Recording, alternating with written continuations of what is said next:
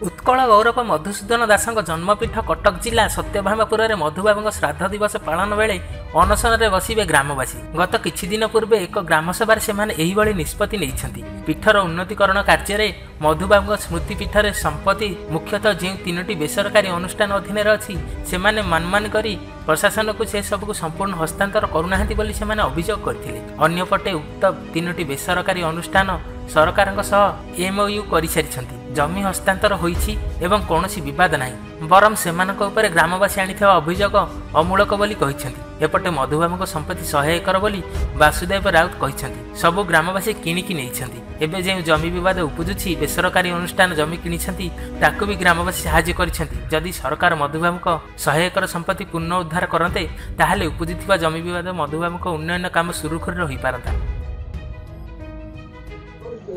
मु हूँ वासुदेव राउत एक सत्यभामापुर ग्राम लोक।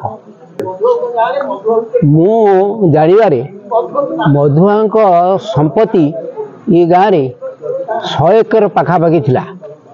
सबू ये ग्रामवासी समस्ते किणिकी एवं ये जो मधुस्मृति जो जगह किणी ग्रामवासी भी सहयोग करते रमादेवी की एवं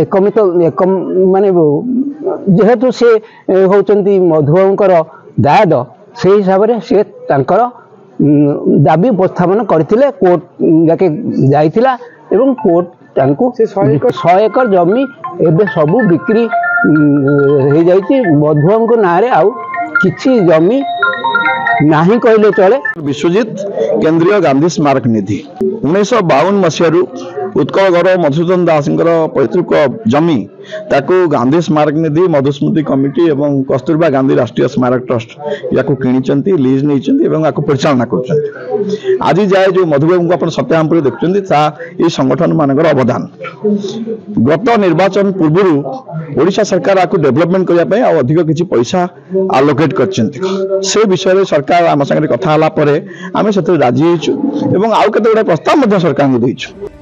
कटक जिलार महेश्वर बेहेरा रिपोर्ट सत्यम टीवी।